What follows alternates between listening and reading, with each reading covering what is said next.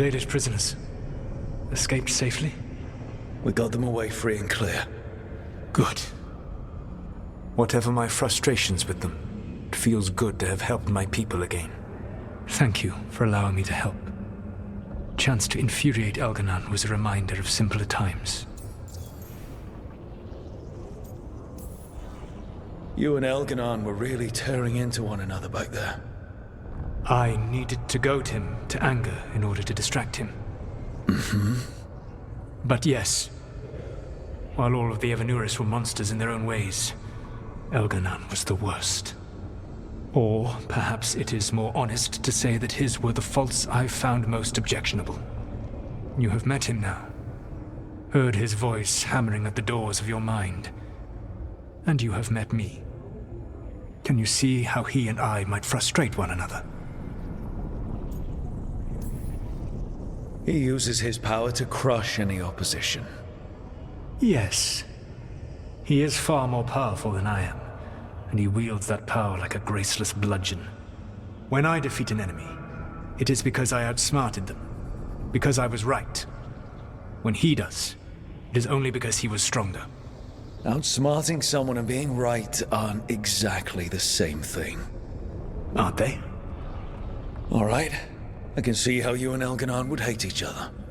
He has always been what I most feared becoming. Callous and uncaring, his arrogance unchecked. To have that much power and no one to remind him that he could be wrong. Well, he had you. And I suppose I had you. You said you found the Dalish frustrating. Why is that? It is unfair to them. I lived for thousands of years, and after I imprisoned the Evanuris, I slept for thousands more. I awoke in a world that had forgotten the ancient times almost entirely. And those who tried to remember Elven history, like the Dalish, had gotten so much wrong. Like the terrible trickster Fen'Harel who sealed away the gods. There was truth to their stories. My rebellion had indeed disrupted the lives of those who had been comfortable. And when I created the Veil, I destroyed an empire. Their judgments were fair, if clouded. I tried to explain the truth to one clan. When I convinced them that I was truly Fen'Harel, they attacked me. After that, I hid my explanations behind the facade of having witnessed events in the Fade. And the Fade is the realm of dreams. Hard to present that as evidence. Yes. The Dalish had no reason to believe me. I could only watch as they continued to worship Elgar'nan, though we may have seen the last of that tradition, at least. We would have had a hard time getting out of there without your help. I did not spend this long preparing you only to lose you to Elgar'nan's machinations. No, I am sorry. That was poorly said. You have earned better from me.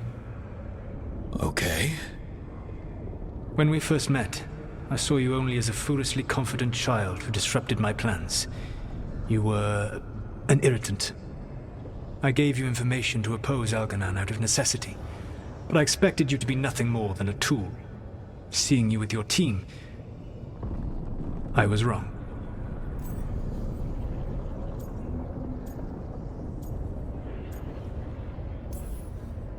I'm impressed you got that out without choking on it. If I could not admit when I was wrong, I would be no better than Elgar'nan. Your team trusts you, and you listen to them. It is impressive and enviable.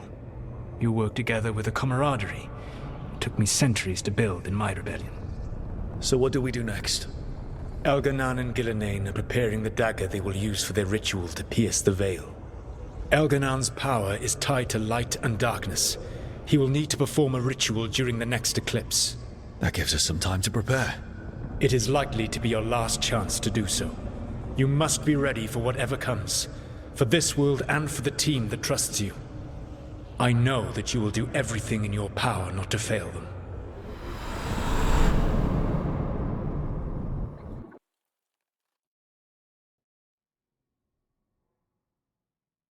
So now Elgar'nan's recovered his own archdemon. And the gods only need an eclipse to complete their dagger. We saved the Dalish, though. That's important. But now Elgar'nan's immortal, so long as his archdemon lives. And we all know how hard those things are to kill.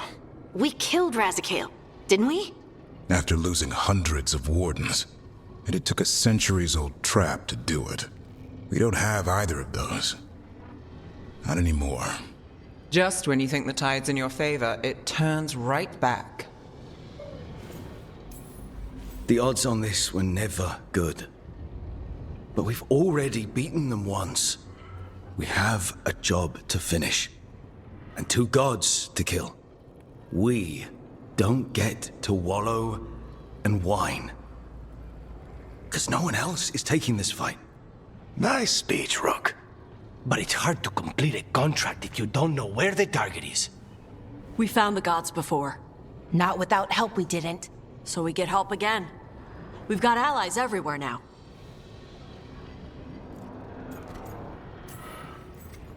I can think of a few options, but I'm open to suggestions. Wardens have run dry. Nothing new is moving in the deep roads.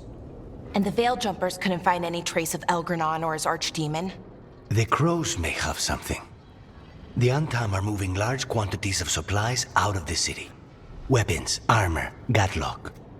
And several storehouses worth of food, what little we had left. It's enough to feed the Antam Navy for 3 months. Or all of Treviso for 6 weeks. Given the timing, it seems unlikely to be a coincidence. Wherever those supplies are headed, that's likely where we'll find the gods. Any more details from the crows, Lucanus? They said the Antam have long work ahead. We have time. Also, Biago would like a meeting. At your earliest convenience. From him, that means important, but not yet urgent. We've got options for what we do next. Figuring out where the Antam are taking those supplies should put us on the gods' trail.